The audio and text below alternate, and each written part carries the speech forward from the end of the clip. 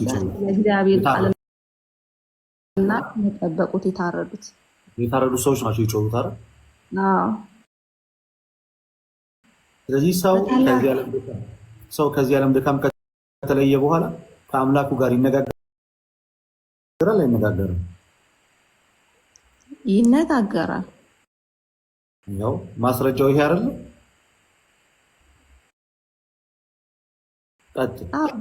እሺ፣ ግን ደግሞ ማለት በራእይ አይደለም ዮሐንስ የሆነ ነገር እየተናገረ ያለው ራእይ እኮ ታዲያ ያልሆነ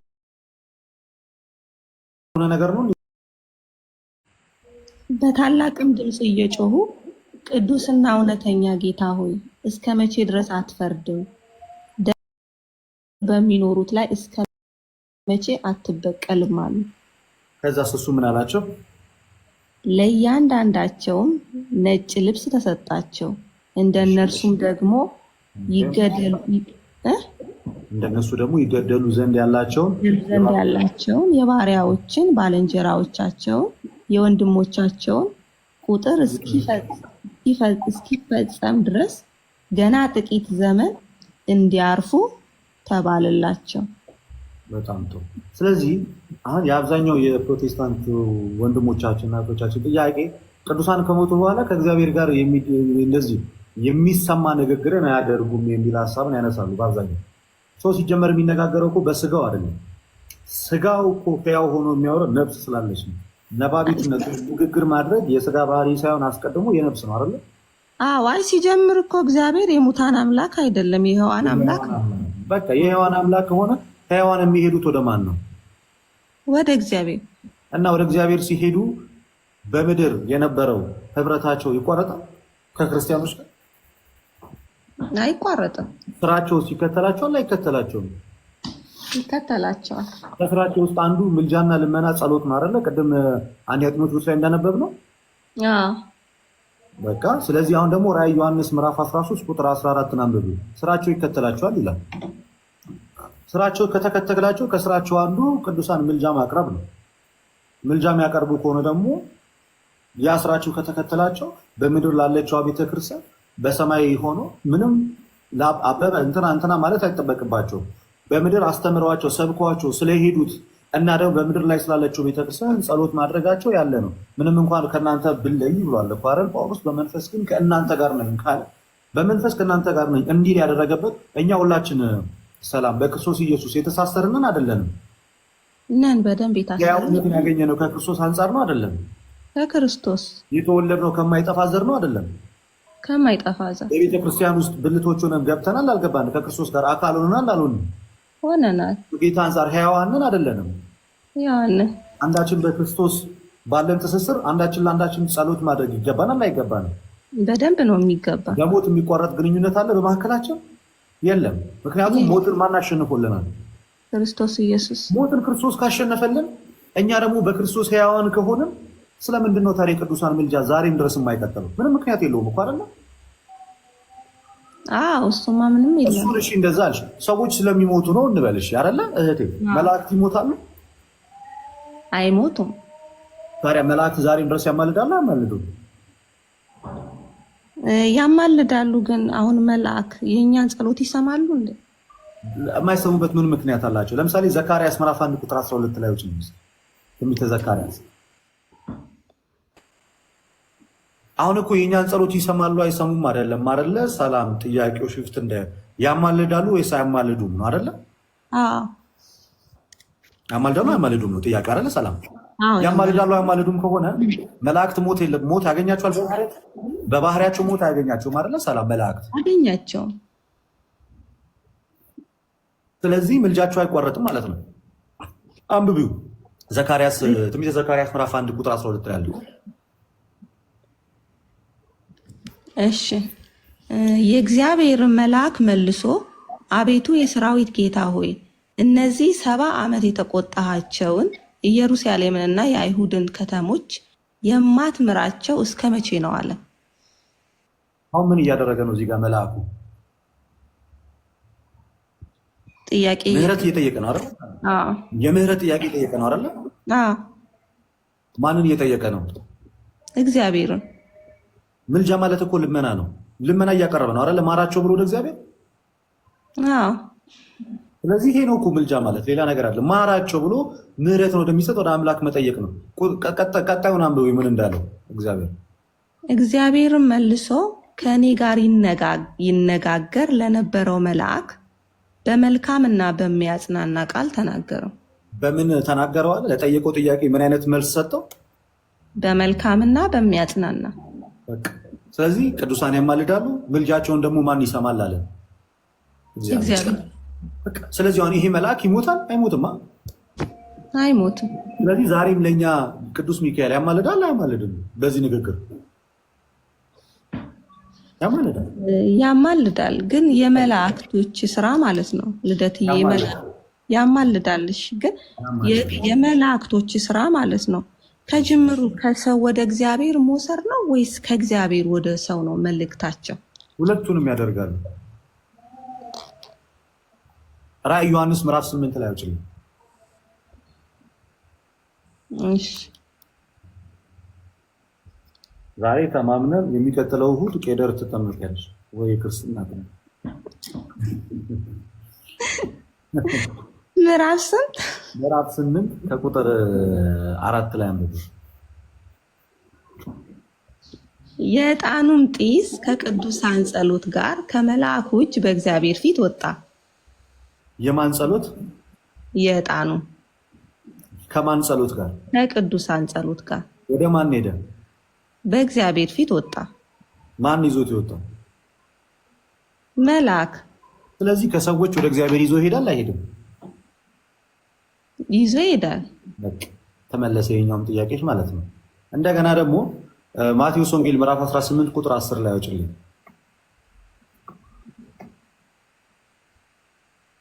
ምዕራፍ 18 ቁጥር 10። እሺ ምን ይላል? ከነዚህ ከታናናሾች አንዱን እንዳትንቁ ተጠንቀቁ፣ መላእክቶቻቸው በሰማያት ዘውትር በሰማያት ያለውን የአባቴን ፊት ያያሉ እላቸው። መላእክቶቻቸው ዘውትር የማንን ፊት ያያሉ? በሰማያት ያለውን የአባቴን ፊት። የአብን ፊት ያያሉ ማለት ነው አይደል? ነው። ስለማን ነው የሚያዩት?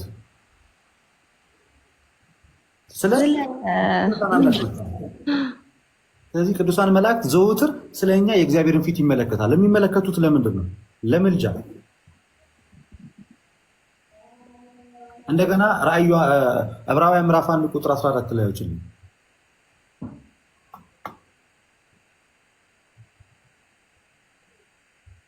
ምዕራፍ 1 ቁጥር 14 ላይ ከቶ ለማን ብሏል? እሺ አይደለ? ምዕራፍ 1 ቁጥር 14 ላይ ከቶ ለማን ብሏል?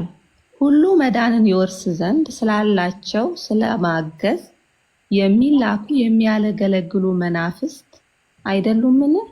ስለዚህ እኛ መዳንን እንድንወርስ መላእክት ያግዛሉ አያግዙም? በደንብ ነው። ግን ደግሞ ከእግዚአብሔር ሲላኩ አይደል? ከእግዚአብሔር ይላካሉ። ከኛም ደግሞ ወደ እግዚአብሔር ይዘው ይሄዳሉ። ቅድም አሳይቼሻለሁ እሱና።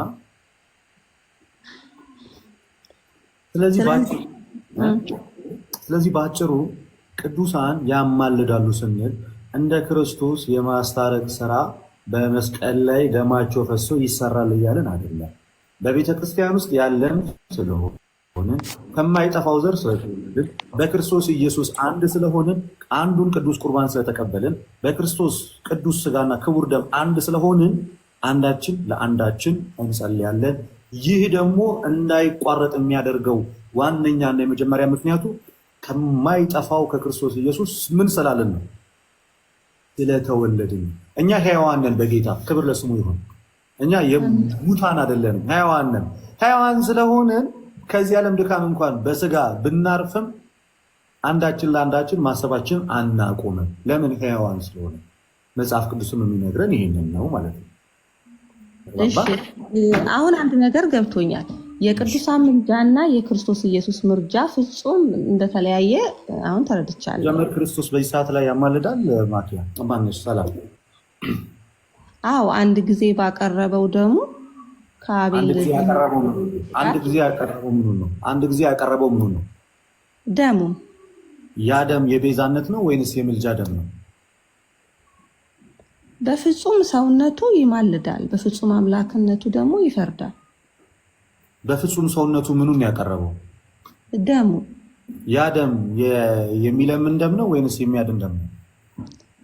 መጽሐፍ ቅዱስ ከአቤል ደም ይልቅ ምሕረትን ወደሚለምን ወደ ኢየሱስ ክርስቶስ ደም ቀርባችኋል ይለናል አይደል? እስኪ አውጪው እሱ ጋር የቱ ጋር ነው የሚለው? እሱ ዕብራውያን ምዕራፍ 12 ቁጥር 24 ላይ እሺ፣ እናንብበው። እሺ፣ አንቺ ያልሽውን ይላል። አው ከአቤል ደም ይልቅ የሚሻል ደም ይላል። ምሕረትን የሚለምን ይቅርታን የሚለምን እሺ፣ አንብቢው እስኪ። ምሕረትን የሚለምን ይላል። እሺ፣ ማለት አሁን እኔ ተረዳሁት ማለት ነው። አንብቢው እሺ። አይራራ ራስሽን እንድታስተካክዩ ነው። አንብቢው እሺ። ምሕረትን ወደሚለምን ይላል። አንብቢው እስኪ ቁጥር 24። እሺ፣ ዕብራውያን ምዕራፍ 12 ቁጥር 24 ነው። የአዲስ ኪዳን መካከለኛ ወደሚሆን ወደ ኢየሱስ ከአቤልም ደም ይልቅ የሚሻለውን ወደሚናገር ወደ መርጨት ደም ደርሳችኋል። ወደሚለምን ምሕረትን ወደሚለምን ደም ደርሳችኋል አይልም ማለት? አይ አይልም። እሱም ደሙ ምሕረትን አይለምንም። አሁን ኮንቴክስቱን ከላይ ጀምሮ መጀመሪያ ችኛዋን እንግባባ። ሰላም። እሺ። ደሙ ምሕረትን አይለምንም። ለምን መሰለሽ ደሙ ምሕረትን የማይለምንም? ደሙ በራሱ የኃጢአት ስርየትን ስለሚሰጥ አይደለ? አዎ አይደለ? አዎ ይሰጣል። አዎ። ስለዚህ ደሙ የኃጢአት ስርየትን የሚሰጥ ከሆነና አቅም ያለው ደም ከሆነ ምሕረትን መለመን ይገባዋል? አይገባውም። ይሄን ክፍል ላብራራለሽ። ለምን መሰለሽ? የአዲስ ኪዳን መካከለኛ ማለት ፍጹም ሰው ፍጹም አምላክ ባጭሩ፣ እሱ ቅድም አውርተናል። አዎ። ከአቤል ደም ይልቅ የሚሻለውን ወደሚናገር መረጨት ደም ደርሳችኋል ማለት የአቤል ደም የሚናገረው ፍረድልኝ ፍረድልኝ ፍረድልኝ እያለ ነው፣ ስለተገደለ አይደለም። የኢየሱስ ደም ደግሞ ፍረድባቸውም ፍረድልኝም አይደለም። ያ ደም የሚናገር ደም ማለት ኃጢአትን ደምስሶ ይቅር ማለት የሚችል አቅም ያለው ደም ከአቤል በእጅጉ የተሻለ ደም ነው። የኃጢአት ይቅርታ ደም ነው እንጂ ፍርድን ሊያመጣ የመጣ ደም ሳይሆን የኃጢአት ይቅርታን የሚሰጥ ምንድን ነው? ደም ነው። የኃጢአት ይቅርታን የሚሰጥ ደም ነው። ስለ ብዙዎች ለኃጢአት ይቅርታ የሚፈስ የአዲስ ኪዳን ደሜ ነው ብሏል አይደለ ክርስቶስ? ስለዚህ ይሄ ደም ከአቤል የተሻለው በምን ምክንያት ነው? ለክስ የሚጮህ ደም ሳይሆን ምን የሚሰጥ ደም ስለሆነ ነው።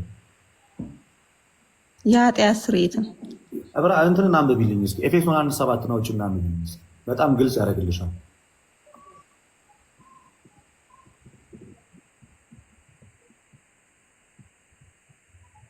ኤፌሶን 1:7 ምዕራፍ 1 ቁጥር 7። እሺ፣ በውድ ልጁም እንደ ጸጋው ባለጠግነት መጠን በደሙ የተደረገ ቤዛነታችንን አገኘን፣ እርሱም የበደላችን ስርየት።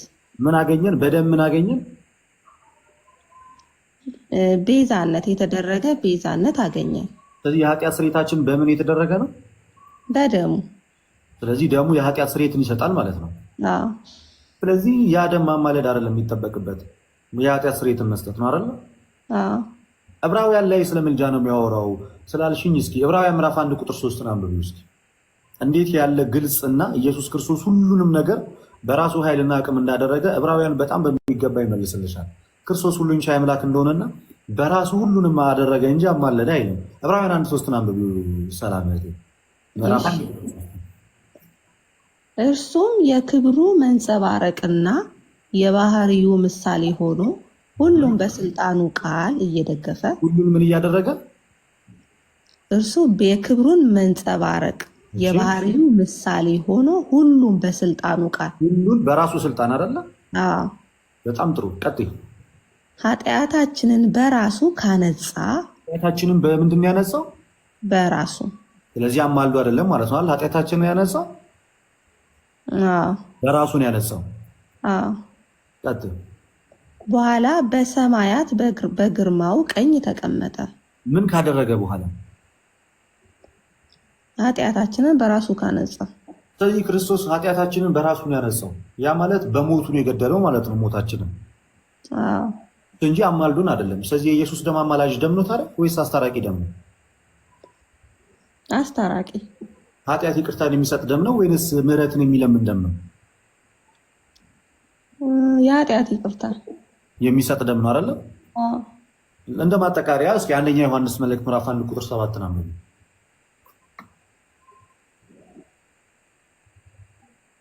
ምዕራፍ 1 ቁጥር ስንት? ቁጥር 7 ነገር ግን እነርሱ በብርሃን እንዳለ በብርሃን እንመላለስ ለእያንዳንዳችን ህብረት አለን። የልጁ የኢየሱስ ክርስቶስ ደም ከኃጢአት ሁሉ ያነጻል። የልጁ የኢየሱስ ክርስቶስ ደም ከኃጢአት ያስነጻል ነው የሚለው ወይንስ ያነጻል ነው የሚለው? ያነጻል። በራሱ ያነጻል አይደል?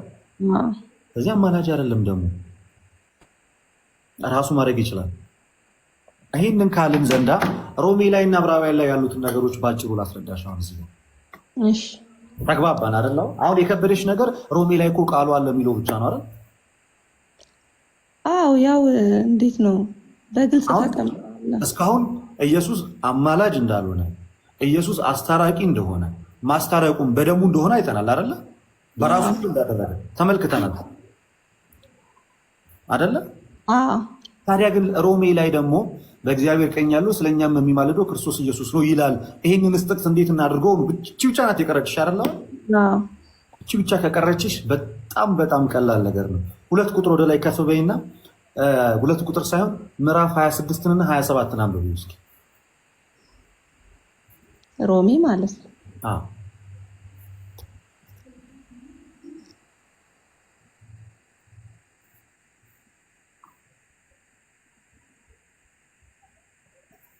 27 እና 28 26 እና 27 እሺ። እንዲሁ ደግሞ መንፈስ ድካማችንን ያግዛል፣ እንዴት እንድንጸልይ እንደሚገባ ነገር ግን መንፈስ ራሱ በማይነገር መቃተት ይማልድልናል። መንፈስ ምን ይልናል አለ እዚህ ጋር? ይማልድልናል። መንፈስ ቅዱስ አማላጅ ነው እያለ ነው።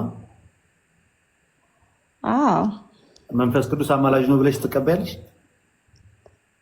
አጋዥ ረዳት። እንዴት አንዳንዴ ጸሎት መጸለይ በሚያቅት ሰዓት 27 ግልጽ ያደርገዋል። 27 ላይ ደግሞ በደንብ ግልጽ ያደርገዋል። እሺ ልብንም የሚመረምረው የመንፈስ ሐሳብ ምን እንደሆነ ያውቃል፣ እንደ እግዚአብሔር ፈቃድ ስለ ቅዱሳን ይማልዳል። ማን ነው እንደ እግዚአብሔር ፈቃድ ስለ ቅዱሳን ይማልዳል? መንፈስ ቅዱስ። ስለዚህ መንፈስ ቅዱስን ይሄን ጥቅስ ይዘሽ አማላጅ ነው አትዩማ አልልም። ግን እኮ ልደትዬ ያኛው የክርስቶስ ኢየሱስ እንመጣለን። ቃሉ እዛ ጋር የተጠቀሙት ቃል ተመሳሳይ ቃል ነው። አማላጅ ተመሳሳይ ነው። ምንም ልዩነት የለውም። የመንፈስ ቅዱስ ጋር ስንደርስ አይ ይለምናል ማለት አይደለም ብለን ነው ምን ተረጉሞ ይለምናል ብንል ራሱ ወይም ደግሞ ይማልድናል ብለን ብንል ራሱ እኛ እንድንታገዝ ወይም ደግሞ እኛን ለመርዳት ማለት ነው። እኛን ለመርዳት ነው አይደል? እንጂ የምር መንፈስ ቅዱስ አማላጅ ሆኖ ሳይሆን እኛን ለማገዝ ነው አይደል? እኛን ለማገዝ። የክርስቶስ ኢየሱስም አማላጅ ሆኖ ሳይሆን እኛን ለማገዝ እኛን ለመርዳት ነው። ለእኛ ካለው ጥልቅ ፍቅሩ የተነሳ ሞቶ ተነስቶ ሕይወትን ሰጥቶ ይሄ በዚህ ብቻ ያበቃ አይደለም። ዛሬም የማይቋረጥ እገዛው ከእኛ ጋር እንደሆነ ለማሳየት ቅዱስ ጳውሎስ ስለኛ የሚማልደው ክርስቶስ ኢየሱስ ነው ብሎ ተናገረ። እግዚአብሔር አብ ይማልዳል እንደተባለ ታውቂያለሽ መጽሐፍ ቅዱስ ነው። ስለዚህ እና ታዲያ አብም ይማልዳል ከተባለ ወልድም ይማልዳል ከተባለ መንፈስ ቅዱስ ይማልዳል ከተባለ ወደ ማን ይማልድ ነው? ስለዚህ እንደነዚህ አይነት ቃላቶችን ይዘን ሶስቱንም አማላጅ እናደርጋቸዋለን አናረግም? ለምንድን የተባለው ብለን መጠየቅ አለብን አይደለ? እንደ ኮንቴክስቱ በዚህ ልጅ። ስለዚህ ልክ የመንፈስ ቅዱስ ቴክስቱን ኮንቴክስቹዋሊ ስንመለከተው ለእኛ ያለውን እገዛውን ነው የሚያሳየው አይደለ? ያገዘን ደግሞ ስለሚወደድ ነው አይደለ? ስለዚህ ፍቅሩን የሚገልጽ ነው ማለት ነው። እዛ ጋር መልጃው አይደለ? ልክ የኢየሱስ ክርስቶስም ይማልዳል የተባለው ለእኛ ካለው ፍቅር የተነሳ እገዛውን ለማሳየት ነው አይደለ? ስለዚህ ይማልዳል የሚለው ፓርት ለእኛ ያልተቋረጠ ፍቅሩን ለማሳየት ነው እንጂ ይለምናል ለማለት አይደለም። መላእክትን እንኳን ግደሉ አድኑ ብሎ የሚልክ ጌታ እንዴት ይለምናል? እኔና አብ አንድ ነን ያለ ጌታ እንዴት ይለምናል? ሁሉም በስልጣኑ ቃል በደልና ኃጢአታችንን ያነጻ አምላክ እንዴት ነው አብን የሚለምን? አይደለም ጌታ ሊያደርገው አብ እንኳን እንዲህ ያለውን ስርዓት አይፈቅድም። ምክንያቱም ክርስቶስም ጌታ ኢየሱስና አብ በመለኮት አንድ ናቸው። ክርስቶስ ደግሞ የማዳን ስራ በስጋው ፈጽሞ ጨርሶታል። ስለዚህ አንዱ አንዱን የመለመን ስራ በስላሴ ዘንድ የለም። ታዲያ ግን ለአብም ለወልድም ለመንፈስ ቅዱስም ይሄ ቃል የተነገረው ለምንድን ነው ከተባለ ለእኛ ያላቸውን ፍቅር ለመግለጽ ነው። በዚህም የእግዚአብሔርን ፍቅር እናውቃለን። ያልተቋረጠ ፍቅር ከኛ ጋር ነው። ሁለተኛ ቆሮንቶስ ምዕራፍ 5 ቁጥር 20 ላይ አውጭና በይውስጥ እዛ ጋር ደግሞ ሁለተኛ ቆሮንቶስ ምዕራፍ 5 ቁጥር 20 እዛ ላይ ደግሞ የእግዚአብሔር አብን ምልጃ ታየዋለች። እንዲህም እግዚአብሔር በእኛ እንደሚማልድ ስለ ክርስቶስ መልእክተኞች ነን። በእኛ የሚማልደው ማን ነው? እግዚአብሔር። ስለዚህ እና እግዚአብሔር አብ አማላጅ ነው ልንል ነው? አይ አንልም። ፍቅሩን ለማሳየት ነው አይደለ? ልክ እንደዚህ ሁሉ አብን ፍቅሩን ለማሳየት ነው ይማልዳል ተብሎ ለኛ የተነገረው። በእግዚአብሔር ቀኝ ያለው ስለኛም የሚማልደው የተባለው ክርስቶስ ያልተቋረጠ ፍቅሩን ለኛ ለማሳየት ነው እንጂ በባህሪው የምልጃ ስራ የሚሰራ ዛሬም ላይ አማላጄ እያልን እንድንጠራው ሳይሆን ለኛ ያልተቋረጠ ፍቅሩን ለማሳየት ነው። ልክ ለመንፈስ ቅዱስ ቅዱሳንን ስለ ቅዱሳን ይማልዳል የተባለው እኛን ለመውደዱ እኛን ስለመውደዱ እኛን ስለማፍቀሩ ነው። እግዚአብሔር አብን በእኛ ሆኖ ይማልዳል የተባለው እኛን ስለመውደዱ እኛን ስለማፍቀሩ ነው። ጌታ ኢየሱስም ያልተቋረጠ ፍቅሩን ለመግለጽ ሲል ነው ጳውሎስ ኢየሱስን በእግዚአብሔር ቀኝ ያለው ስለኛም ይማልዳል ያለው እንጂ አብም ወልድም መንፈስ ቅዱስም አማላጅ ሆነው አይደለም። ተግባባ? ይሄ ነው ዕብራውያን 7:25 ላይ የሚያለው ሮሜ 8:34 ላይ የሚያለው በዚህ መንገድ የሚፈታ ነው። ጌታ ኢየሱስ ክርስቶስ ግን የዘላለም ቤዛና ግን የዘላለም ግን አስታራቂ ነው በደሙ በኩል። ስለዚህ አሁን ለምሳሌ እኔ ኃጢአት ሰራው ልበል እና ወደ ክርስቶስ ነው እግዚአብሔር ወይ ኃጢአቴን ይቅር በለኝ ብዬ መጸለይ ያለብኝ ወይስ ቅዱሳንን እየቀራውኝ ነው ይቅር አስብሉኝ አስምሩኝ ማለት ያለብኝ? አባ ብለን የምንጮህበትን የልጅነት መንፈስ ተቀብለናል አይደል? አዎ እሱን ነው የምልህ። ስለዚህ አባታችንን ይቅር በለን ማለት እንችላለን። በቃ ቴንኪው። ቅዱሳንንም አማልዱን ማለት ግን እንደምንችል ወይም ደግሞ ቅዱሳን ደግሞ ለእኛ ሲጸልዩ እግዚአብሔር የኃጢአት ስርየትን እንደሚሰጠን ደግሞ የያዕቆብ መልእክትን አውጭ። ያዕቆብ መልእክት ምዕራፍ 5ን አውጭልን። እኛ ከባርነት መንፈስ ስለወጣን አባ ብለን የምንጮህበትን የልጅነትን መንፈስ ተቀብለናል። አባታችንን ማናገር እንችላለን በቀጥታ። ያ ማለት ግን ቅዱሳንንም መጠየቅ አንችልም ማለት እንዳልሆነ የያዕቆብ መልእክት ላይ ገቢልኝና አንብቤ። የያዕቆብ መልእክት ምዕራፍ 5ን አንብቤ ከቁጥር 16 እሺ። እርስ በእርሳችሁ በኃጢአታችሁ ተናዘዙ ትፈወሱም ዘንድ እያንዳንዱ ስለሌላው ይጸልይ። የጻድቅ ሰው ጸሎት በስራዋ እጅግ ኃይልን ታደርጋለች። የጻድቅ ሰው ጸሎት በስራዋ ምን ታደርጋለች? እጅግ ኃይልን ታደርጋለች። ቁጥር 15 ደግሞ አንብቤ። የእምነት ጸሎት ደዌን ያድናል፣ ድውዩን ያድናል። ድውዩን ያድናል፣ ጌታም ያስነሳዋል። ኃጢአትንም ፈርቶ እንደሆነ ይሰረይለታል። ስለዚህ የእምነት ጸሎት ኃጢአትን ያስተሰርያል አይደል? ስለዚህ ቅዱሳን ለእኛ በሚያደርጉት ጸሎት እግዚአብሔር የኃጢአት ይቅርታ መስጠት ይችላል። ገደብ የለውም። እግዚአብሔር ምንም ይኸው ግልጽ ጥቅስ ነው ያለው። እኛ አባታችንን እግዚአብሔርን ሄደን አባ ብለን ጌታ ብለን ኃጢአታችንን ይቅር በለን ብለን መጸለይ እንችላለን፣ አድርገናል። ቤተክርስቲያንም እንኳን ስንሄድ እኮ እግዚአብሔር ይፍታችሁ ስንባል እኮ ምንድን ነው የምንባለው እኮ? ሊቀ ካህን ስራ ኃጢአት ወደ ምሳ ሲያበሳ ዘዋቦሙ ስልጣነ ለሐዋርያት። ሊቅ የካህናት አለቃ ክርስቶስ ኢየሱስ ስልጣንን ለሐዋርያት በሰጣቸው በደሙ በኢየሱስ ክርስቶስ በኩል እግዚአብሔር ይፍታችሁ ነው እኮ የምንባለው። በማን ስልጣን? በኢየሱስ የማዳን ስራ ነው ኃጢአት ይቅርታን ራሱ የምናገኘው። እና ወደ አባታችንም እንደምንጸልይ እኮ ማለት ነው በቤተክርስቲያን እኮ እንጸልያለን። አባታችን በሰማይ የምትኖር ስምህ ይቀደስ ይታያል። ይሄ እኮ እንድንጸልይ የቻልነው እኮ የልጅነትን መንፈስ ስለተቀበልን። እግዚአብሔር በልጁ በኢየሱስ ክርስቶስ የልጅነትን ስልጣን ሰጥቶናል። ስለዚህ አባታችንን መጠየቅ እንችላለን። እኛ ደግሞ አባታችንን መጠየቅ ብቻ አይደለም፣ በአንዲት ቤተክርስቲያን ውስጥ በቅዱሳን ህብረት ውስጥ ያለን ክርስቲያኖች ስለሆነ አንዳችን ለአንዳችን ደግሞ ምን እንላለን? እንጸልያለን። ሮሜ ምዕራፍ 10 ቁጥር 1 ላይ አውጪልኝ።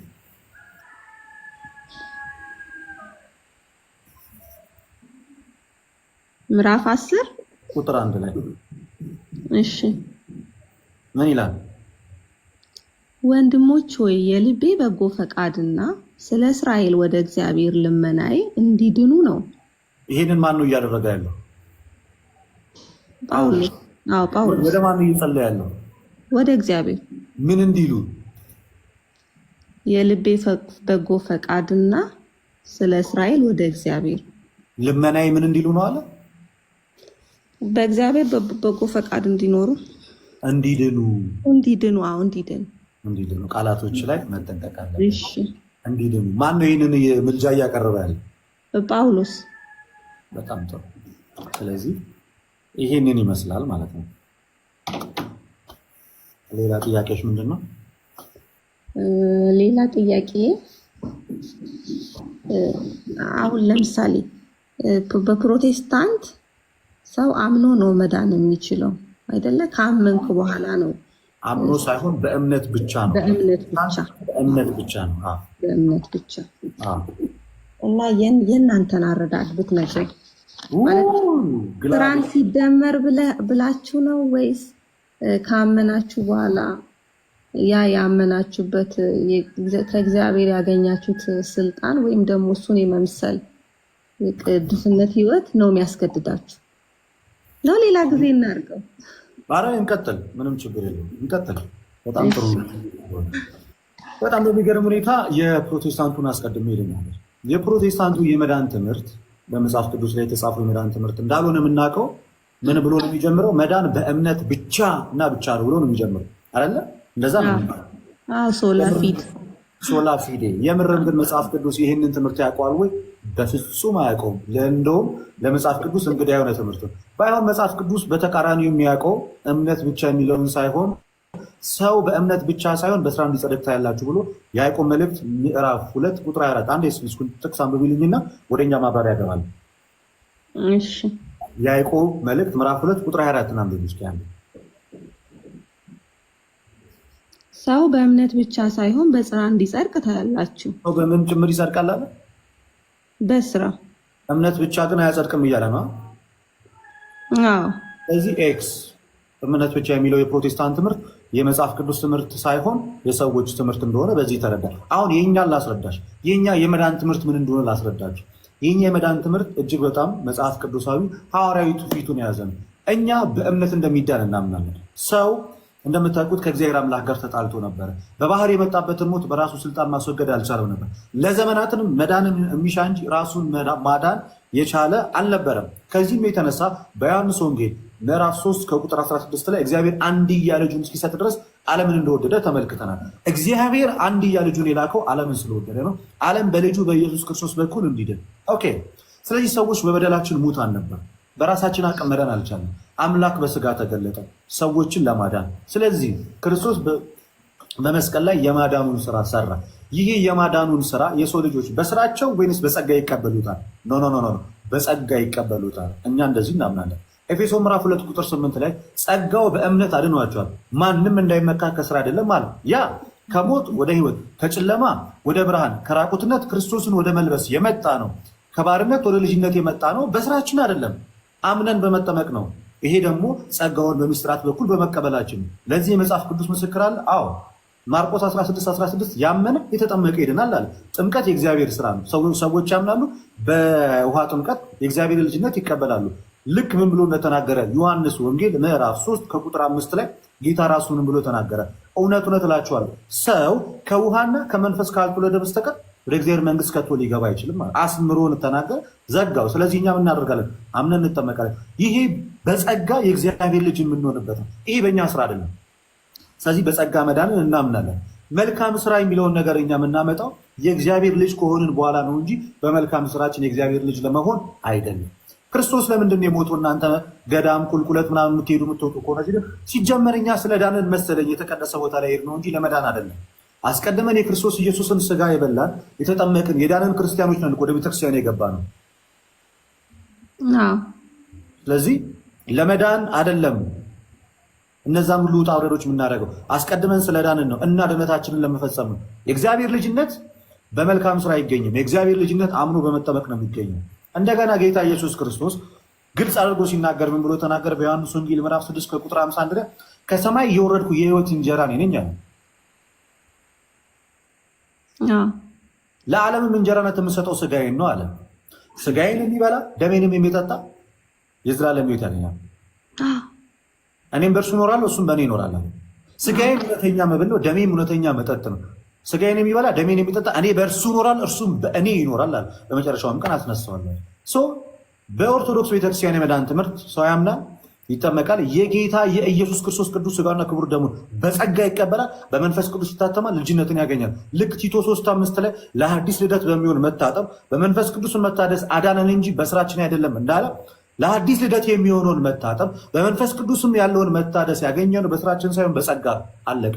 ስለዚህ ከታደስንና ለአዲስ ልደት ለሚሆን መታጠብን ካገኘን በኋላ በመንፈስ ቅዱስ ተሞልተን የእግዚአብሔር ልጆች ከሆንን በኋላ መልካም ስራ እንሰራለን። ልክ ኤፌሶን ምዕራፍ 2 ቁጥር 8 ላይ ጸጋው በእምነት አድኗቸዋል ብሎ ጳውሎስ በተናገረበት ሁለት መስመር ዝቅ ብሎ ምን ያለው እኛ አለ ጳውሎስ ሲናገር ስለዳን ነው። እኛ ፍጥረቱ ነንና እግዚአብሔር አስቀድሞ ያዘጋጀውን መልካሙን ስራ ለማድረግ በክርስቶስ ኢየሱስ ተፈጠርነ።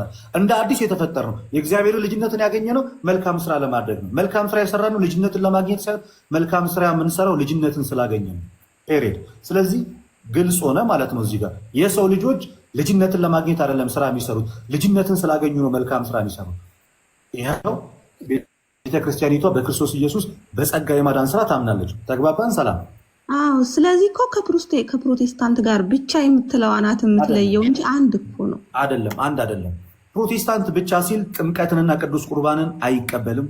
ተለያየን እኮ ቅድም። ልክ ቅዱስ ቁርባንና ጥምቀትን በማነሳ ሰዓት ላይ ከፕሮቴስታንት ጋር ያለ ልዩነት ተጀመረ። እነሱ በማመን ብቻ ልጅነት ይገኛል ይላሉ። ጌታ ኢየሱስ ግን አምኖ በመጠመቅ ይላል። እነሱ የክርስቶስ ኢየሱስ ስጋና ደም ምሳሌ ነው ይላሉ። ክርስቶስ ደግሞ ሕይወትን የሚሰጥ ነው ይላል። በዚህ ተለያየ። አሁን ግልጽ ልዩነት የሚያስቀመጥ ነው። እውነቱን ለመናገር ከዳንን በኋላ ነው መልካም ስራ የምንሰራው ስንል ከዳንን በኋላ የምንሰራው መልካም ስራ በሕይወታችን ምን ውጤት ያመጣል? ሮሜ ምዕራፍ 2 ቁጥር 6 እስከ 7 አውጪና አንብቡ። የዳነ ክርስቲያን መልካም ስራ ሲሰራ ከእግዚአብሔር ምን እንደሚያገኝ ሮሜ ምዕራፍ 2 ቁጥር 6 እስከ 7 ያለውን እስኪ አውጪና አንብቡ። እርሱ ለእያንዳንዱ እንደ ስራው ያስረክበዋል። ለእያንዳንዱ እንደምን ያስረክበዋል? እንደ ስራው። ስለዚህ እነዚህ የዳኑ ክርስቲያኖች ናቸው አይደለ? አዎ። የሚረከቡት እንደ ስራቸው ነው። አዎ። በበጎ ስራ በመጽናትና ምስጋናና ክብርን የማይጠፋንም ሕይወት የሚፈልጉ የዘላለም ሕይወት ይሰጣቸዋል። በምን ለሚጸኑት ነው የዘላለም ሕይወት የሚሰጣቸው? በበጎ ስራ። ስለዚህ መልካም ስራ ማለት ይሄ ነው። በመልካም ስራ ስትጸኝ የዘላለም ሕይወት ምን ይልሻል? ይሰጠኛል። ቴንኪዩ። ስለዚህ እኛ እስከዳንን በኋላ የምንሰራው መልካም ስራ ጌታ ኢየሱስ ክርስቶስ ለእያንዳንዳችን እንደ ስራችን በሚከፍለን ሰዓት ላይ የዘላለም ሕይወትን ለመቀበል እንደ ቸርነቱ ያደረግነዋን መልካም ስራ በልጅነታችን መንፈስ ከእግዚአብሔር እንቀበላታለን። ገላትያ ምዕራፍ 6 ጋር ሂጅልኝ። አሁን ደግሞ ከቁጥር 7 ጀምሮ አንዱ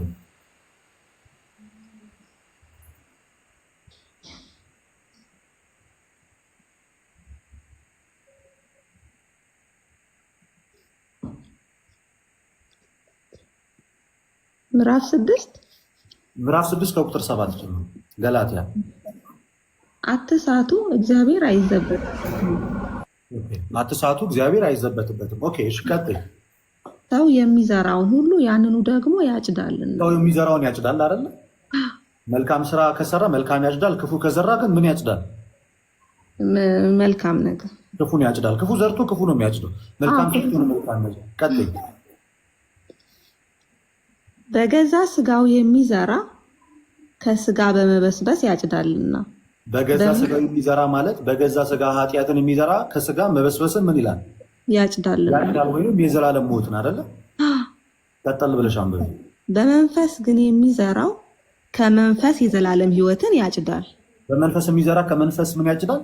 የዘላለም ሕይወትን ያጭዳል። በመንፈስ መዝራት ማለት መልካም ስራ ነው። ስለዚህ የዘላለም ሕይወት በመልካም ስራ ይታጨዳል አይታጨድም? ይታጨዳል፣ ይጸናል። በጣም ጥሩ። ቀጥለሽ አንብቢ። ባንዝልም በጊዜው እናጭዳለንና መልካም ስራ ለመስራት አንታክት። ስለዚህ ባንዝል በጊዜው እናጭዳለን ማለት ባንደክም በጊዜው ከክርስቶስ ኢየሱስ የዘላለም ሕይወት እንቀበላለን። ምን ለመስራት ምን ለማድረግ አንታክት አለ ጳውሎስ። እየሰራ መስራት መልካም ስራ ለማድረግ አንድከም አለ አይደል? አንድከማ። ስለዚህ መልካም ስራን ስንሰራ ምን እናጭዳለን? የዘላለም ሕይወት። ቴንክ ዩ። ፕሮቴስታንቱ እንደዚህ አያምንም። በእምነት ብቻ ነው የሚዳነው ነው የሚለው። ለዛ ነው እኮ ከመጽሐፍ ቅዱስ እውቀት እና ከሐዋርያት ትምህርት ፕሮቴስታንቱ ተለይቷል። የራሱን ትምህርት ነው የሚያስተምረው ወይንም ሰው ሰራሽ ትምህርት ነው የሚያስተምረው እንጂ ጳውሎስ የሰበከውን ስብከት አይደለም የምንለው ከዚህ የተነሳ ነው። አንድ ፕሮቴስታንት አስገብተሽ በመልካም ስራ የዘላለም ሕይወት ታጭዳለህ ወይ ብትይው ነው የሚልሽ። ጳውሎስን ግን ሰዎች በመልካም ስራ ሲጸኑ የዘላለም ሕይወት ይታጨዳሉ ወይ ብለሽ ብትጠይቂው አዎ ለገላትያ ክርስቲያኖች እኮ አስተምሬያቸዋለሁ ነው የሚልሽ አይደለ? ይህ ነው የፕሮቴስታንቱ ትምህርት፣ የሐዋርያት ትምህርት አይደለም። ለዛ ነው ከሐዋርያት ትምህርት ተለይታችኋል፣ ከጌታ ቤተክርስቲያን ወጥታችኋል፣ ወደ ሐዋርያት ትምህርትና ወደ ጌታ ቤተክርስቲያን ተመለሱ ብለን የምንጮሁ ለዚህ ነው። ተግባባ? እሺ ተግባብተናል። አሁን እንደ ፕሮቴስታንቱ ማለት ነው እዚህ ጋር መጀመሪያ ያልከው ጸጋው በእምነት አድኗቸዋል፣ ይህም የእግዚአብሔር ስጦታ ነው እንጂ ከእናንተ አይደለም፣ ማንም እንዳይመካ ከስራ አይደለም ይላል አይደለ? ስለዚህ በጸጋ ማለት በእምነት ነው እዛ ጋር የዳን ነው። ጸጋው በእምነት ስለዚህ ይህንን ያገኘነውን ጸጋ እንዳንሰራ እኮ አያስገድደንም አይደለ?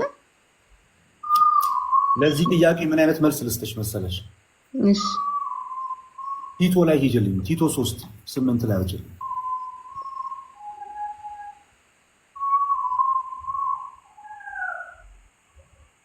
አሁን የነገርኩሽን የመጽሐፍ ቅዱስ ትምህርቶች ፕሮቴስታንቱ አይቀበላቸውም።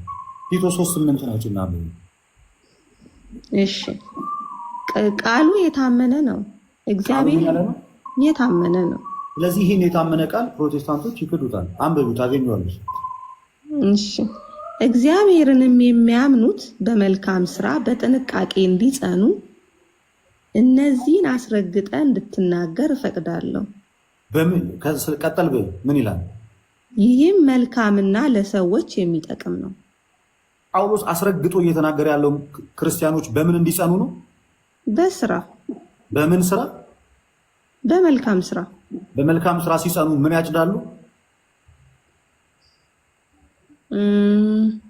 የሚጠቅም የዘላለም ሕይወት ያጭዳሉ። ገላትያ ላይ ወደኋላ ስንመለስ ያ። ስለዚህ ፕሮቴስታንቱ በመልካም ስራ የዘላለም ሕይወት ይታጨዳል ብለው ከነ አያምኑም። ጳውሎስ ግን ያምናል። ሰዎች አምኖ ሲጠመቁ ልጅነትን ያገኛሉ ብሎ ማርቆስ ወንጌል 16:16 ይናገራል። ፕሮቴስታንት በእምነት ብቻ ነው ይላል። ታዲያ ማን ነው መጽሐፍ ቅዱሳዊ?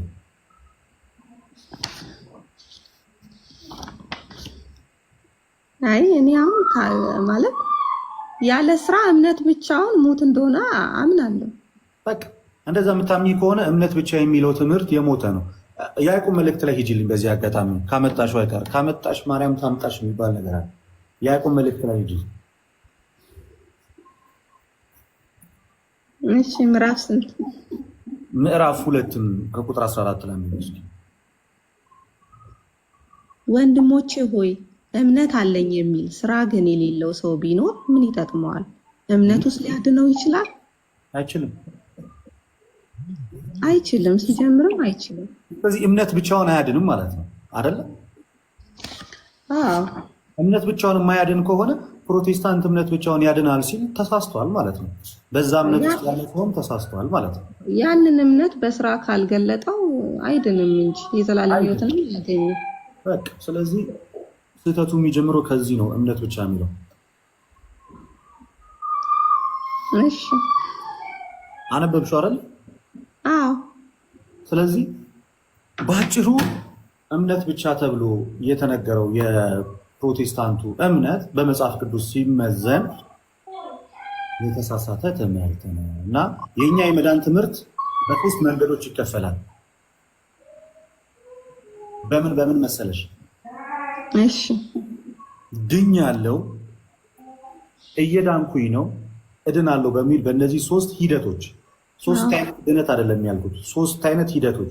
ድኛለሁ ብዬ ስናገር ከሞት ወደ ህይወት፣ ከጨለማ ወደሚደነቅ ብርሃን ያለ ስራዬ መጥቻለሁ እያልኩ ልክ ኤፌሶን ምዕራፍ 2 ቁጥር 8 ላይ እንደሚናገረው ጸጋው በእምነት አድኗቸዋል። እየዳንኩኝ ነው ማለት ደግሞ ድነቴን እየፈጸምኩኝ ነው እያልኩ ነው። ፊልጵስዩስ ምዕራፍ 2 ቁጥር 12 ነው። ጭልኝ አንዴ አንብብልኝ። ፊልጵስዩስ ምዕራፍ 2 ከቁጥር 12 ስለዚህ ወዳጆቼ ሆይ ሁልጊዜ እንደታዘዛችሁት በእናንተም ዘንድ በመኖሬ ብቻ ሳይሆን ይልቁን አሁን ስርቅ በፍርሃትና በመንቀጥቀጥ የራሳችሁን መዳን ፈጽሙ። የራሳችሁን መዳን ምን በሉ ፈጽሙ። እነዚህ ሰዎች ያልዳኑ ሰዎች ናቸው እንዴ? የዳኑ ግን መዳናቸው ምን ማለት አለባቸው? መፈጸም። ለዛ ነው እየዳንኩኝ ነው ስል ድነቴን እየፈጸምኩኝ ነው አልኩሽ። እሺ ሶስተኛ ላይ ደግሞ ምን አልኩሽ? እድናለሁ አልኩሽ ደግሞ አይደለ? ለምን እንደዛ ያልኩሽ? አሁን ደግሞ ለዚህም ጥቅስ ልስጥሽ አይደለ? ማቴዎስ ወንጌል ምዕራፍ 24 ከቁጥር 13 ላይ አይችልም። ምዕራፍ 24 ከቁጥር 13 እስከ መጨረሻ የሚጸና ግን እርሱ ይድናል። እስከ ምን የሚጸና ነው የሚድነው? እስከ መጨረሻ። አየሽ፣ ሰዎች መጽናት አለባቸው። እድናለሁ ስል እስከ መጨረሻው እጸናለሁ። እስከ መጨረሻው ከጸናው ደግሞ ጌታ ኢየሱስ ክርስቶስ ምኑን ይሰጠኛል? የዘላለም ሕይወት መንግስቱን ይሰጠኛል። ስለዚህ የቤተ ክርስቲያናችን ወይንም የእኛ የክርስቲያኖች የመዳን ትምህርት ድኛለሁ ስል በአዳም በኩል ከመጣው ውድቀት በክርስቶስ ሕይወትን አግኝቻለሁ ማለት ነው። እድናለሁ ስል በክርስቶስ ኢየሱስ ሕይወት ካገኘው በኋላ በዛ ሕይወት እመላለሳለሁ ማለት ነው። እየዳንኩኝ ነው ማለት ነው።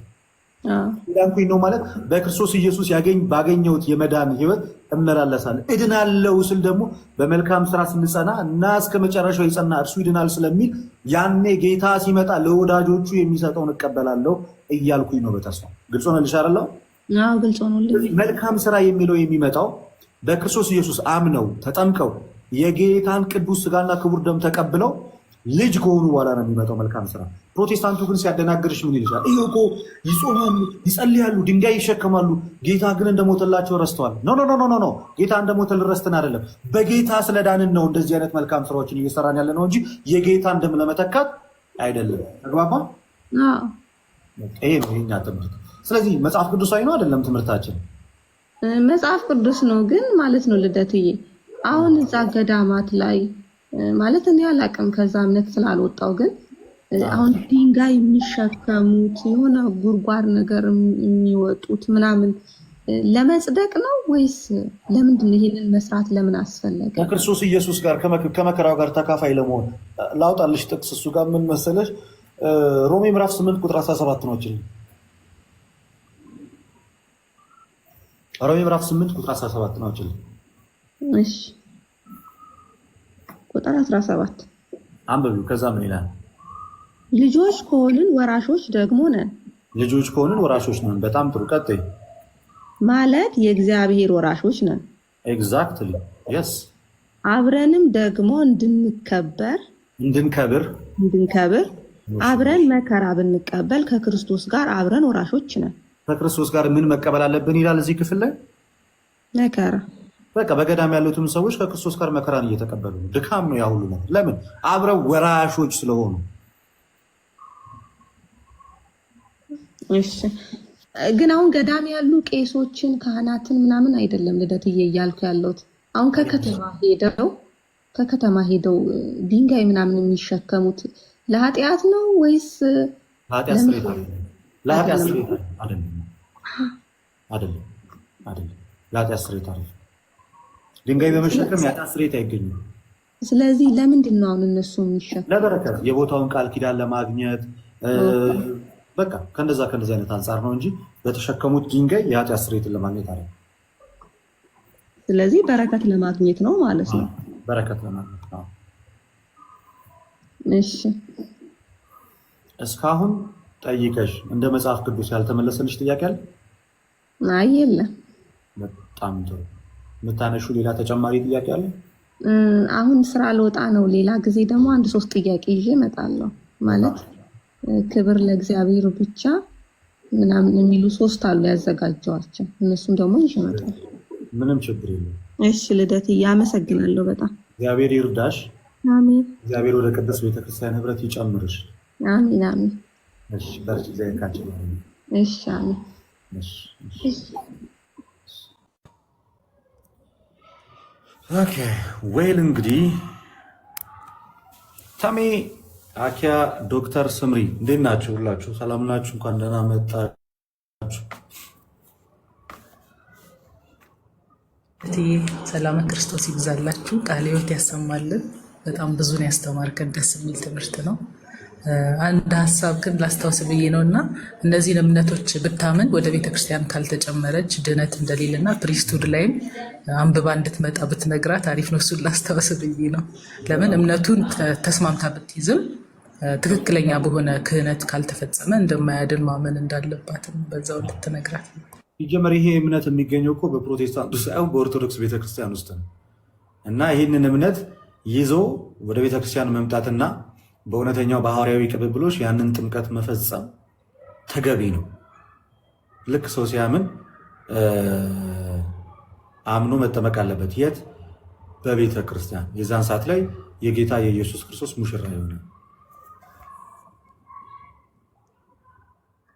እሺ፣ እናመሰግናለን ዶክተር። ይሄ ቆንጆ ሀሳብ ነው። ልክ ነሽ። ይሄ የመጀመሪያ ሴሽናችን ነው። እየቀጠለ ይሄዳል። እግዚአብሔር አምላክ ይርዳል።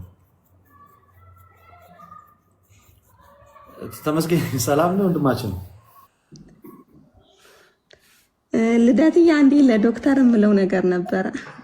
እሺ ማለት በደንብ ለጥያቄዎቻችን መልስ ካገኘንና ትክክል ነው ብለን ካሰብን እኮ የማንመጣበት ምንም ምክንያት የለም።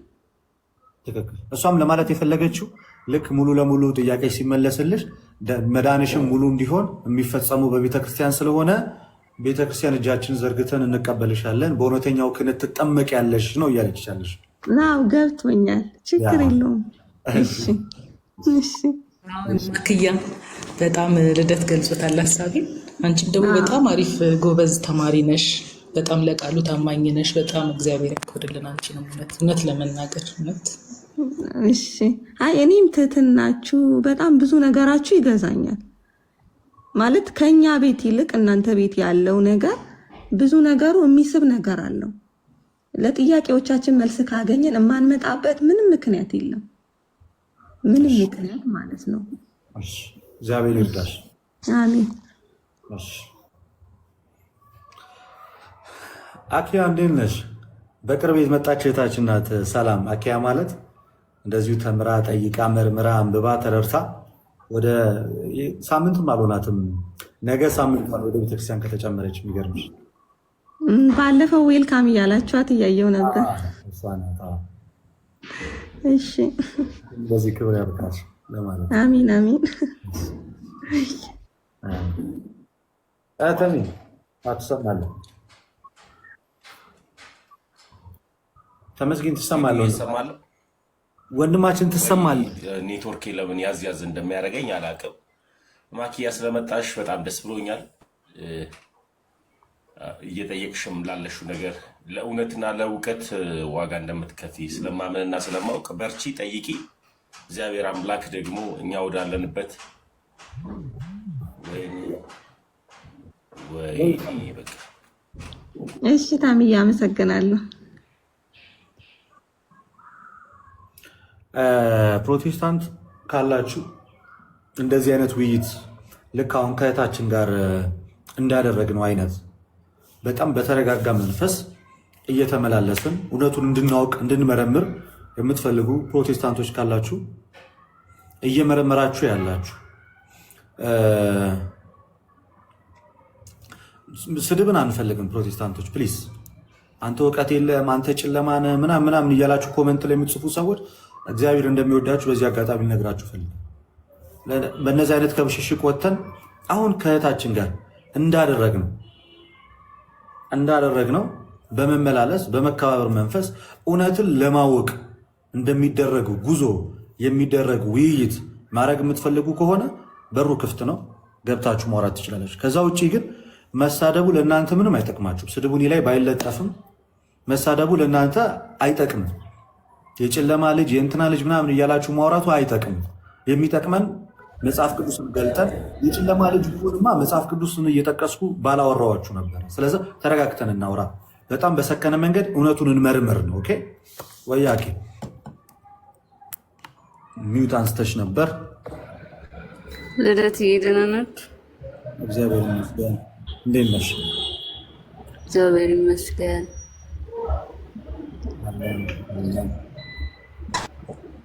ቆንጆ ትምህርት ነበረ።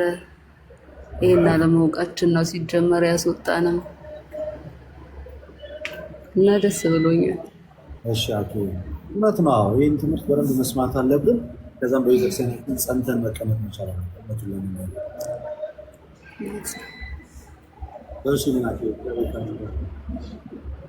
አሜን።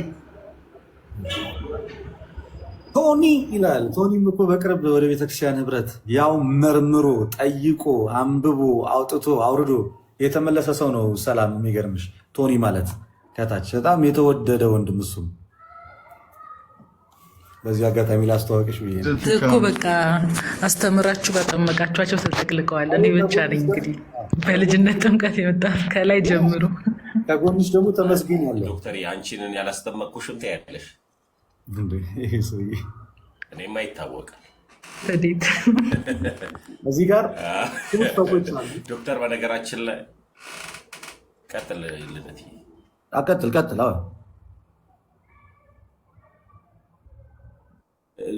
ዶክተርም አስተዋጽኦ አለበት ልል ነው። በጣም ጎበዝ የቤተክርስቲያን ልጅ ናት። ጎበዝ የቤተክርስቲያን ልጅ ናት።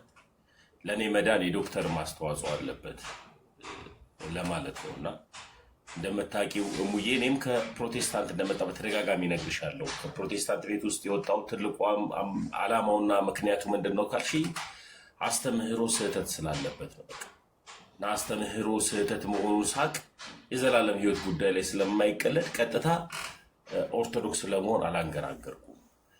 አሁን አንቺ ጎበዝ ነሽ፣ ትጠይቂያለሽ። ልክ እኔ እንዳንቺ ጠይቅ ነበረ። ልክ በቃ ከመጠመቄ በፊት ነገሮችን ጠይቄ ነበር እና አሁን ግን ስጠመቅ ግን እግዚአብሔር አምላክ ከመረጋጋት ጋር እና ይሄ ከእውቀት ጋር ነው ኦርቶዶክስ ያደረገኝና አንቺም ጎበዝ ሰው ነሽ። ክርስቶስ ኢየሱስን አምላክ አድርገሽ ተቀብለሻል። ከእስልምናን ወደ ፕሮቴስታንት የመጣሽው ግን ያው ዞሮ ዞሮ ፕሮቴስታንትም እስልምና አልዳኑም ብለን ነው እኛ የምናምነውና ጎበዝ ጠያቂ ሆነሽ የአንድ መንግስት ወራሽ እንድንሆን አብረን ደግሞ ቤተክርስቲያን ነጠላ ለብሰን እንድናስቀድስ እግዚአብሔር ያብቃን እላለሁ። ሙዬ በጣም ነው የምወድሽ። በርቺልኝ። እሺ ተምዬ አመሰግናለሁ። በጣም ይርዳል። አሜን አሜን። በዚህ አጋጣሚ አዲስ ቪዲዮ ስለለቀኩላችሁ ትንሽ አካውንታችንን ደግሞ እስኪ አነቃንቁት። አነቃንቁት። ቪዲዮ ምናምን በጣም ዝገት እየሆነ መጥቷል ጋይስ። በስመ አብ አሰልቺ ያደረገው። ኦኬ ፕሮቴስታንቶች ካላችሁ ብቻ እንደዚህ አይነት ውይይት ለማድረግ የተዘጋጃችሁ ፕሮቴስታንቶች ብቻ እስኪ አንድ ቁጥር ጻፉልኝ። ፕሮቴስታንት እንዲህ አይነት የተወደደ ቶኒ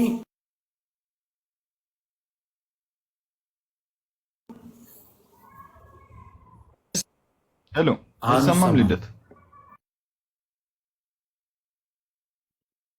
ድምፅ ትንሽ ራቅ ብሎ ነበር። ሰላም፣ አሁን ይሰማል? ሰላም ብያችኋለሁ። ሰላም አንተ ጋር ነው መሰለኝ። ሰላማችሁ ይብዛ። ሰላም ብሔር ጸጋውን ያብዛል ወንድማችን እና በጣም ብዙ ትምህርት ነው የተማረ ነው። እይታችን እግዚአብሔር ያብራሽ፣ እሱ በጸጋው ያግዝሽ። እይታችን ወደ እኛ እንድትቀላቀይ እና እኛም እንዳንቺ ጠይቀን ተግረን ነው የመጣነው። እውነተኛ ክህነት ባለባት ቸርች እንድትጨመሪ በእውነተኛ ካህናት እንድትጠመቂ እግዚአብሔር ያግዝሽ፣ ወደ ቤቱ ይምራሽ ነው የሚለው። በጣም የዋ ልበቂን እንዲሆንሽ አይተናልና ለቃሉም ታማኝ እንዲሆንሽ ማለት ነው። ለድርጅት ለዲኖሚኔሽን ሳይሆን ለቃሉ ታማኝ ሆነሽ በቃ መጽሐፍ ቅዱስ የሚናገረውን ኮንፌስ ላረሽልን እናመሰግናለን። በቅን ልብ ለመማር እንደመጣሽ ያስታውቃልና ያ የወደድሽው የፈለግሽው ጌታ የቀረው ያልገባሽን እሱ ያስተምርሽ፣ ጸጋው ያስተምርሽ፣ መንፈስ ቅዱስ ያስተምርሽ እና እንወድሻለን። ባርቺ፣ ጠይቂ፣ ተማሪ። እህታችን ሁሉም ወንድሞቻችን ፈቃደኞች ናቸው። ማንም በቅንነት የሚማር ካለ ያስተምራሉ። ወንድሞቻችን የተወደዱ ናቸውና እና ቴንኪው ስለ ቅንነትሽ እህታችን፣ እንወድሻለን።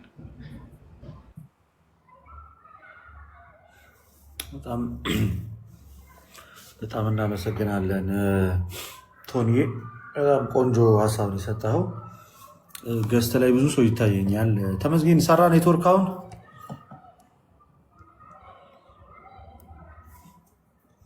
ይሰራል። ልውረድ ልደትዬ፣ እግዚአብሔር ከእናንተ ጋር ይሁን። ቦታ ልልቀቅሽ። የሚገቡ ወንድሞች ካሉ አስገባቸው። ችግር የለውም። ኧረ ቦታ ምንም አያሳስብም። ዶክተር ቁጭ በል። ፕሮቴስታንቶች ካሉ ያው ገስት ላይ ያሉትን ያረኩ ነው ለማስገባት እየሞከርኩኝ ነው። ሰላም ብያለሁ ዲያቆን፣ እንዴት ኖት? ሁሉ ሰላም?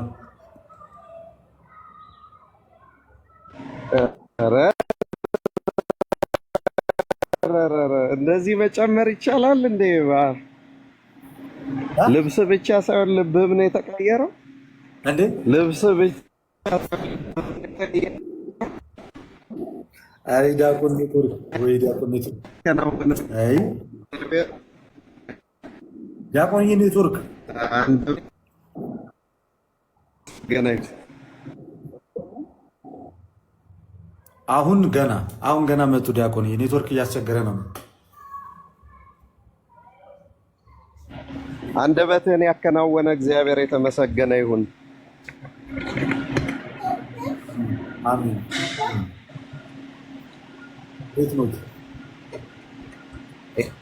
ይሄ ከአሜሪካ የተደረገ ጸሎት ነው እንጂ የኢትዮጵያ አይመስለኝም እንደዚህ የረዳ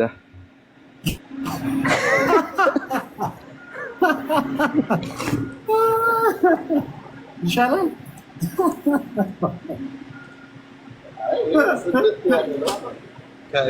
ከላይ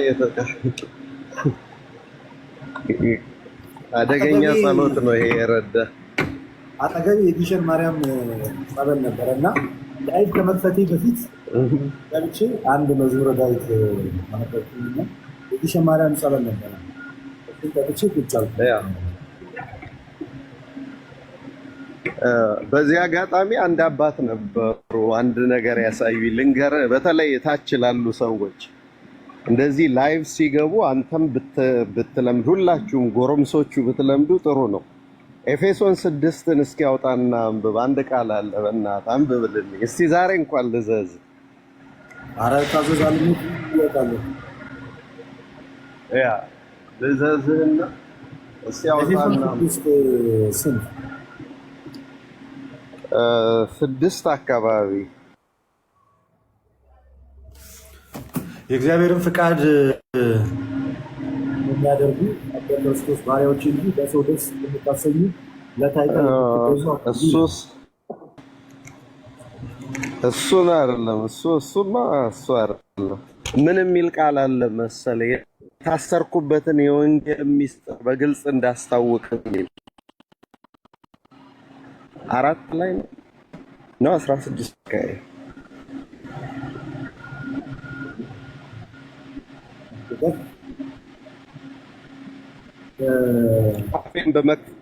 አፌን በመክፈት ቃል ይሰጠኝ ዘንድ ስለኔ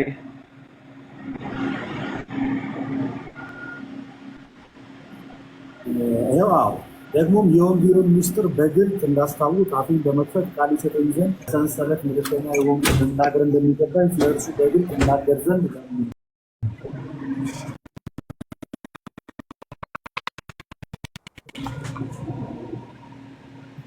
አየሁ ምን እንዳለ ስለኔ ምን በሉ።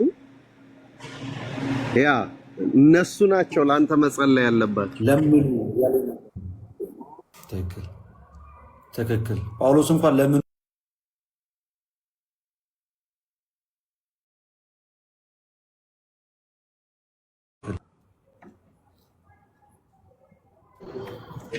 አንተ ጋር ነው እንትን ችግሩ እኔ ጋር ነው። ቶኒ ያዝ እያደረገ ነው። ያ ትንሽ ችግር አለ። አሁን መጥቻለሁ አለ ቀጥል። የገባ ሰው አለ መሰለኝ። ቀጥል ወደ አሰብ ዲያቆን እግዚአብሔር ደስ የሚል ጥቅስ ነው ያወጡልን።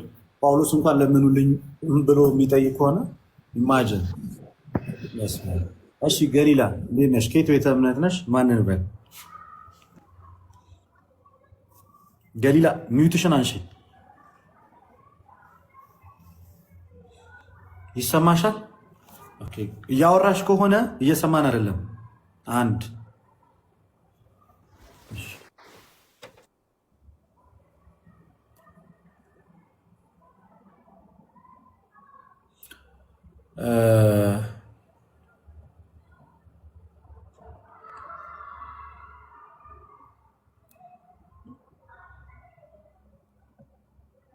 ገብታችሁ ዝም ባትሉ በጣም ደስ ይለናል።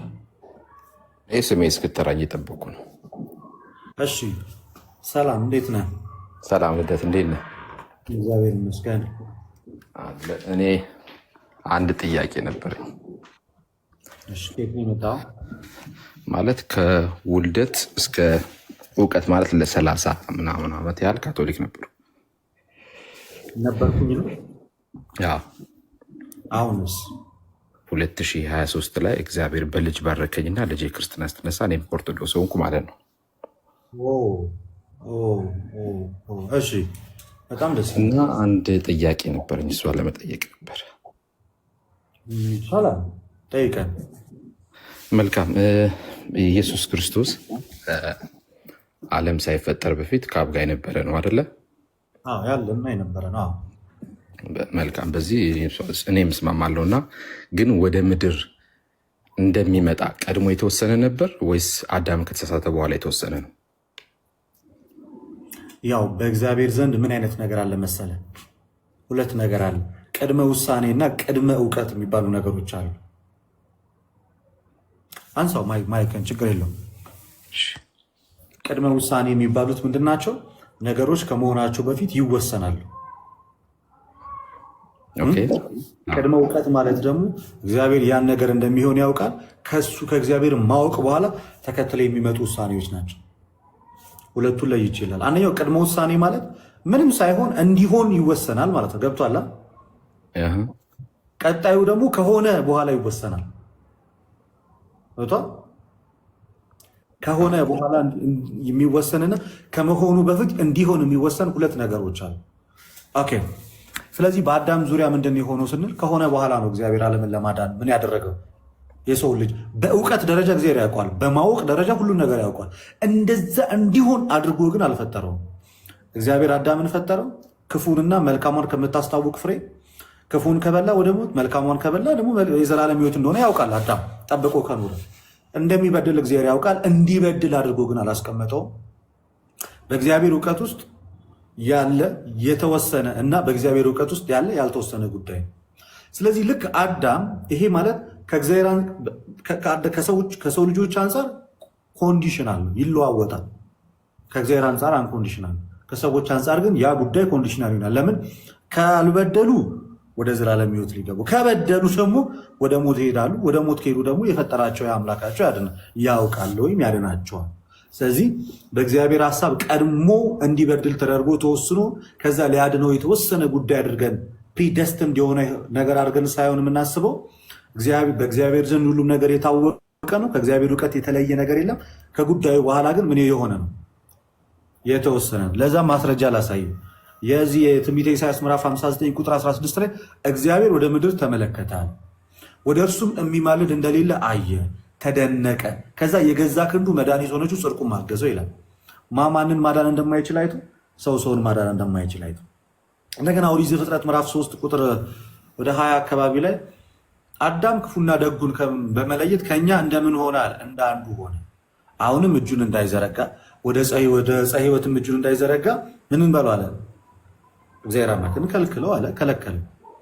ስለዚህ ከኛ እንደ አንዱ ሆነ ነው የተባለው። ከምኑ በኋላ? ከበደሉ በኋላ። ድጋሚ ሌላ ስህተት እንዳይሰራ እጁን ወደዛኛው ነገር እንዳይዘረጋ በሞተ ማንነቱ ለዘላለም የሚያኖረውን ነገር ቢበላ ዘላለማዊ ሟች እንዳይሆን ከዛች ነገር እግዚአብሔር ከለከለ። ስለዚህ በእግዚአብሔር ቅድመ እውቀት ውስጥ የታወቀ ጉዳይ ነው እንደሚበድል። ግን ደግሞ እግዚአብሔር ዓለምን የማዳኑ ጉዳይ የሚመጣው ከሰው ልጆች ውድቀት በኋላ። ስለዚህ ውሳኔው ከኋላ የመጣ ነው ማለት ነው። ከውድቀቱ በኋላ የመጣ ነው። ከዛ በፊት ግን ቀድሞ እግዚአብሔር ያውቀዋል። በእግዚአብሔር እውቀት ውስጥ ያለ። አመሰግናለሁ በጣም ልደት። መልሼ እልሃለሁ። ያ ጥሩ ነው።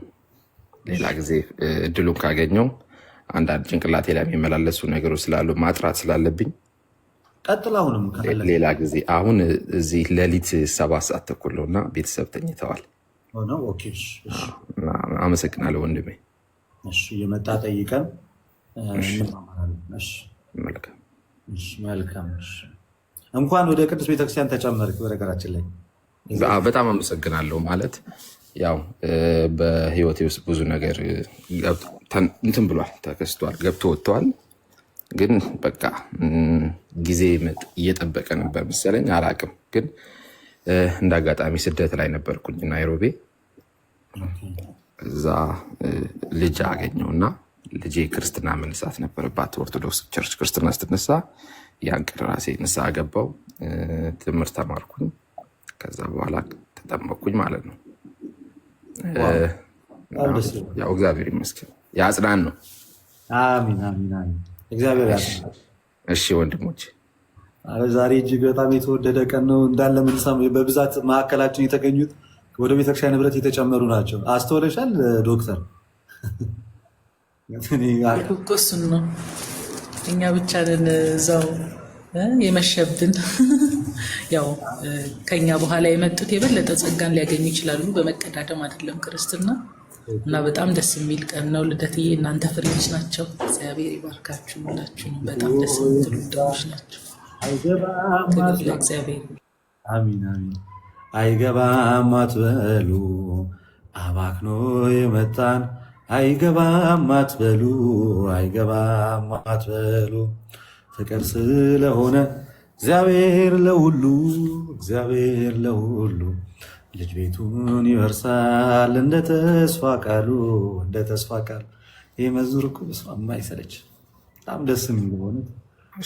ለትምህርት በጣም አመሰግናለሁ። ለሌላ ወንድሜቶች ቦታ ላይ ልቀቅ። እሺ፣ እግዚአብሔር ከአንተ ጋር ይሁን፣ አትጥፋ። እሺ ወንድሞች። አሁን የገባሽ እህታችን ሰላም ላንቺ ይሁን።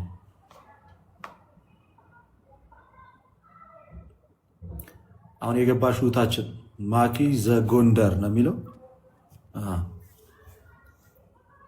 ሰላም ክርስቲያን ነው። ኦኬ፣ ኦርቶዶክስ ነሽ እህታችን? ሚዩት አድርገሽ ጸጥ እያልሽ ነው ያለሽው።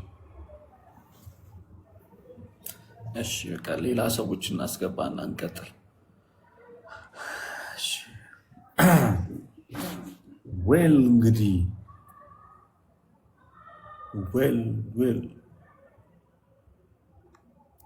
እስኪ እንግዲህ መደዳው ላይ ያላችሁትን ሰዎች እያስገባው እያጣራው እንትን እላለሁ።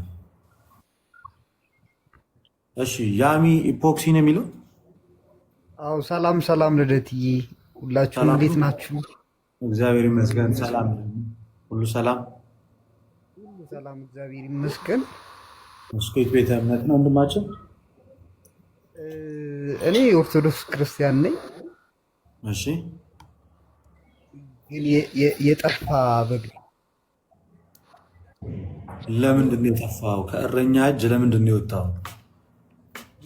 ልደትዬ፣ ይሄ ምናልባት የዩኒቨርሲቲ ህይወትን ካየኸው እዛ አካባቢ ላይ ያሉ ኦብስታክሎችን ታውቃቸዋለህ።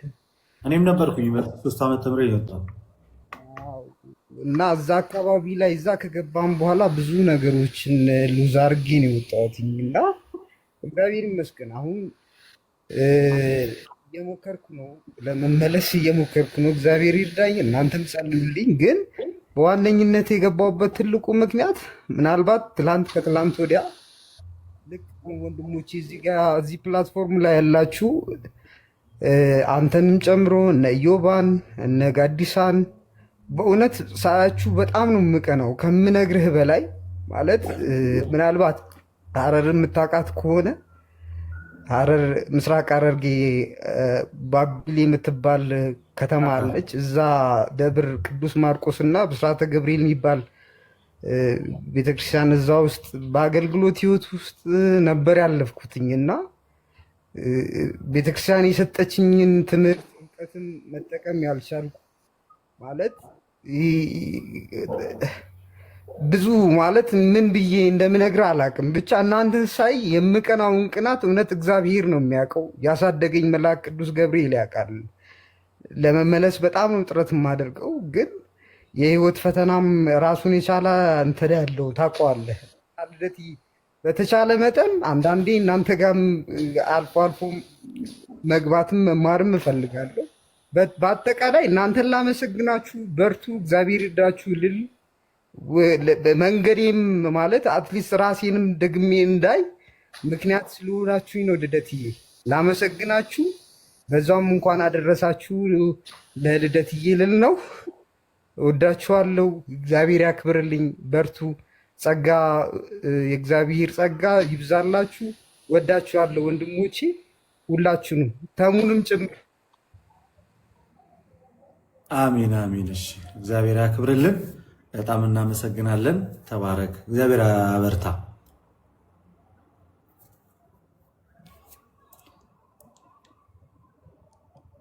እሺ እናመሰግናለን።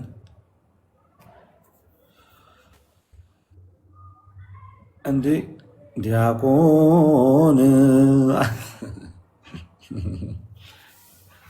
እንዴ ዛሬም እንደዚህ ትሬኒንግ